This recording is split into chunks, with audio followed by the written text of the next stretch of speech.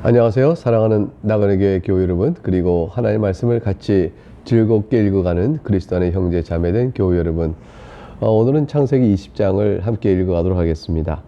20장 말씀을 전체로 제가 쭉 한번 훑으면서 말씀드리고 20장에서 우리가 얻는 교훈의 말씀을 뒤에 간단히 정리해서 말씀드리도록 하겠습니다. 이건 절절히 그냥 그때그때 필요한 말씀을 드릴 만한 해설이 필요하면 좀 말씀드리겠지만 어떤 부분들은 이야기를 스쳐 지나가는 거기 때문에 제가 내용을 일단 먼저 살피는 것이 좋을 듯 합니다. 1절부터 보면 아브라함이 이제 거기서 네게브 땅으로 옮겨갑니다. 네게브는 이제 가나안 땅과 이집트 사이에 있는 남쪽 지방인데요. 가데스와 술 사이 그랄에 거류하면서 자기 아내를 누이라 이렇게 하였습니다. 그랄 왕 아비멜렉이 사라를 보내어 사라를 데려가게 됐죠. 누이라 하니까 아비멜렉 왕은 사라를 데려오는데 주저함이 없었습니다. 3절에 그 밤에 하나님이 아비멜렉이 현몽하시고 그에게 이르시되 네가 데려간 이 여인으로 말미암아 네가 죽으리니 그는 남편 있는 여자임이라. 하나님께서 아비멜렉의 꿈에 나타나셔서 아비멜렉 행동에 대한 큰 죄를 물으셨습니다. 4절에 아비멜렉이 그 여인을 아직 가까이 하지 아니하므로 그가 대답하되 주여 주께서 의로운 백성도 멸하시나이까. 그가 나에게 이는 내 누이라고 하지 아니하였나이까.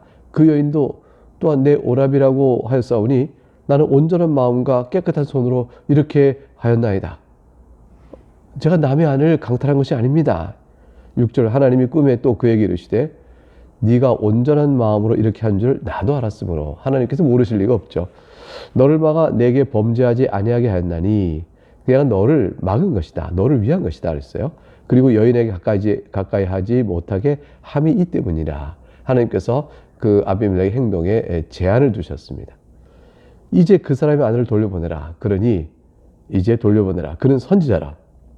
아브라함을 가리켜 선지자라 말씀하시고 그가 너를 위하여 기도하리니 그러면 네가 살 것이고 네가 돌려보내지 아니하면 너와 네게 속한 자가 다 반드시 죽을 줄 알지니라. 하나님께서 아비멜렉에게 이제 꿈에 나타나 여기 분명한 지시를 내렸습니다. 아비멜렉이 어떻게 해야 될까요? 당장에 순종하죠. 8절에 보니까 그날 아침에 일찍 일어나 모든 종들을 불러 그 모든 일을 말하여 들려주니 그들 심히 두려워하였습니다. 아비멜렉이 아브라함을 불러서 이제 책망하는 거죠. 네가 어찌하여 우리에게 이렇게 하였느냐? 내가 너에게 무슨 죄를 범하였느냐? 네가 나와 내 나라가 큰 죄에 빠질 뻔하게 하였느냐? 네가 합당하지 아니를 내게 행하였다. 내가 너에게 뭘 잘못했다고 넌 나를 이렇게 큰 죄에 빠지게 만들어 하나님께 벌받게 만드는가? 그럴 뻔했지 않은가? 책망했습니다. 아브라함이 이제 핑계를 대는 거죠. 이르되 이곳에서는 하나님을 두려움이 없으니 내 아내로 말미암아 사람들이 나를 죽일까 생각하였으며 내가 그렇지 않았다면 당신들이 하나님께 나타나서 당신이 내가 믿는 하나님을 두려워할 줄 모르고 함부로 행할까 두려워서 내가 그런 것이요. 또 그는 정말로 사실 또 내 이복 누이기도 하고요. 거짓말한 건 아니에요. 사실 내 이복 누이인데 내 아내가 된 것이죠. 13절 하나님이 나를 내 아버지 집을 떠나 두루 다니게 하실 때에 내가 아내에게 말하기를 이후로 우리가 가는 곳마다 그대는 나를 그대의 오라비라 하라. 이것이 그대가 나에게 베풀 은혜라 하였었노라. 그러니까 생명의 위협이 있을까 봐 그렇게 말을 했다고 아브라함이 이제 변명을 합니다. 이 말을 들으니 아비멜렉이 양과 소와 종들을 이끌어 아브라함에게 주고 그 아내 사라에게도 그에게 다 돌려보냅니다. 그리고 아브라함에게 이르게 내 땅이 너 앞에 있으니 네가 보기에 좋은 데로 거주하라 하고 또 이제 사라에게 이르되 내가 은 1000개를 네 오라비에게 주어서 그것으로 너와 함께한 여러 사람 앞에서 네 수치를 가리게 하였느니 네 일이 다 해결되었느니라. 그래서 이제 아비멜렉이 사라를 취했던 일들을 다 원위치 시켰습니다. 17절 아브라함이 하나님께 기도하며 하나님이 아비멜렉과 그의 아내 여종을 치료하사 출산하게 하셨으니 여호와께서 이왕에 아브라함의 아내 사라의 일로 아비멜렉의 집에 모든 태를 닫으셨음이니라. 하나님께서 아비멜렉의 집에 태를 닫아놓은 것을 아브라함이 기도함으로 다시 열어주시는 그러한 이제 아브라함이 이제 이방인 또는 다른 이들에게 복의 근원이 되어지는 이 관계 모습이 여기서도 또 나타난다고 볼 수가 있겠죠. 그런 일을 베푸셨습니다. 이게 이제 오늘 살펴볼 창세기 20장의 줄거리입니다. 보면 사실 나타난 아브라함은 언뜻 이해하기 어렵습니다. 왜냐하면 이미 그런 실수를 했는데 또 실수를 한 거 아니겠어요? 사라를 자신의 누이라 둘러대고 자기 생명을 지키려 했던 일 말입니다. 이거는 사실은 창세기 12장에서도 이게 있었던 일이었습니다. 그런데 이제 또다시 애굽에서 그런 일이 있었는데 또다시 그랄 지방에서 또 이런 잘못을 범하고 만 거죠. 12장에서는 이제 기근 때문에 애굽에 내려갔지 않습니까? 근데 지금은 사실 그때와 20장에 이르렀던 아브라함 사이는 얼마나 많은 시간이 흘렀고 아브라함이 또 얼마나 많은 하나님에 대한 손길을 경험했습니까? 애굽에 내려갈 때는 사실 생존 자체를 도모하기 같다. 하지만 지금은 아브라함이 양떼도 많고 재산이 많아요. 더욱이 이제 318명의 종들을 데리고 롯을 구하러 갔을 때 하나님 함께 하셨던 그 아브라함이었습니다. 그러니까 아브라함은 하나님에 대한 굉장한 체험이 많죠. 하나님께서 애굽에서도 사라의 태를 지켜주셨고 또한 자신이 많은 양떼를 거닐 수 있도록 복을 주셨고 롯을 구하러 갔을 때도 그 전투에서 승리할 수 있도록 또 도와주시는 하나님. 그러니까 하나님을 그렇게 체험한 아브라함에게 있어서는 20장에 나와 있는 이런 실수를 범하는 것이 얼뜻 이해가 되지 않는 것입니다. 자신이 어떤 형편 때문에 거기에 갔는지 모르지만 하나님께 자신을 도우실 거라는 사실을 잘 경험했던 아브라함이 같은 실수로 이렇게 범했다. 도대체 아브라함이 이런 측면에서 보면 우리의 믿음의 조상이라고 할 수 있을까? 이런 생각을 하죠. 그래서 오늘 본문은 아브라함에 대해서 별로 이렇게 사실 그 본받을 점을 사실 못 봅니다. 아브라함의 이제 연약함, 또 비겁함, 또 신자요 하나님의 은혜를 그렇게 경험하고도 여전히 연약한 상태로 있는 아브라함의 신앙의 모습들, 현실 안에서는 하나님을 의지하기보다는 세상의 두려움 앞에 위축되는 그런 모습, 그런 모습을 아브라함이 보여주고 있죠. 우리들도 마찬가지입니다. 어제 받았던 하나님의 은혜가 오늘에선 세상에 위축되기도 하는 우리들의 모습 말이죠. 아브라함은 그런 모습입니다. 그런데 오늘 본문은 사실은 하나님에 대한 것을 말해줍니다. 하나님이 어떤 분이신가? 하나님께서는 마치 아브라함이 처음으로 그런 실수를 한 것처럼 아브라함을 탓하지 않고 그냥 사라를 지켜주십니다. 그리고 이제 아비멜렉 꿈에 하나님이 나타나신 것이죠. 전적으로 하나님이 개입하셔서 나쁜 사태를, 악한 사태를 막아주신 겁니다.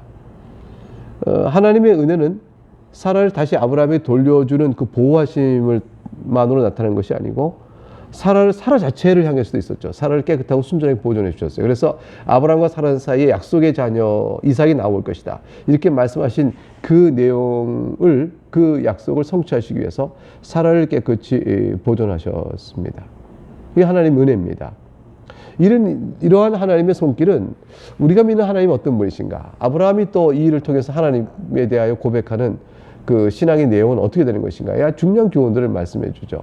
첫째는 이제 하나님이 얼마나 오래 참으시는 분인가 하는 걸 우리에게 보여줍니다.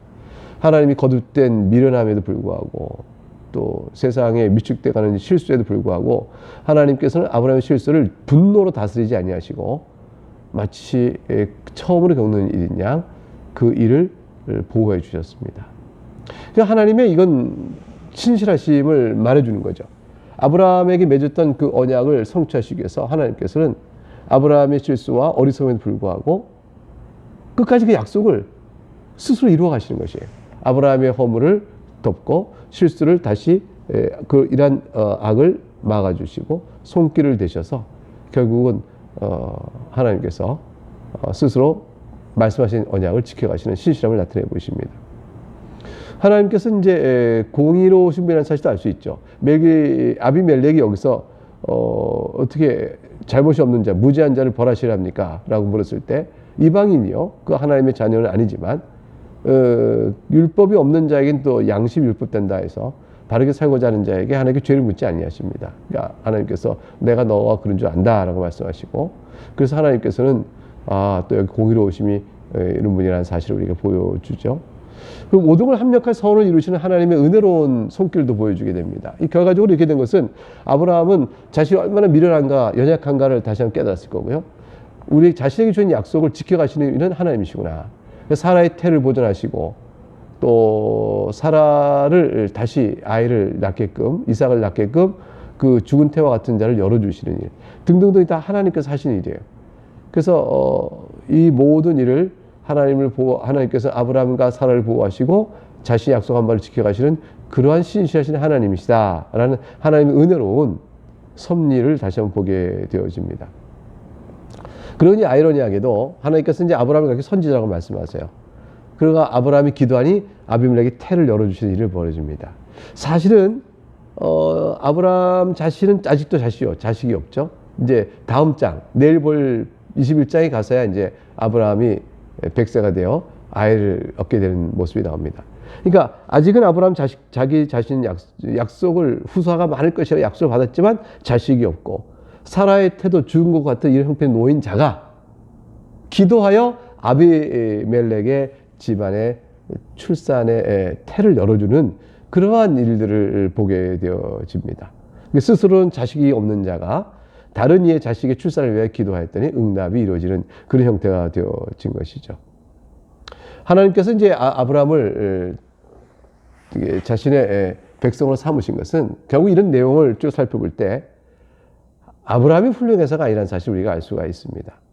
하나님께서 아브라함을 불쌍히 여기신 거죠. 하나님께서 아브라함을 그냥 사랑하신 거예요.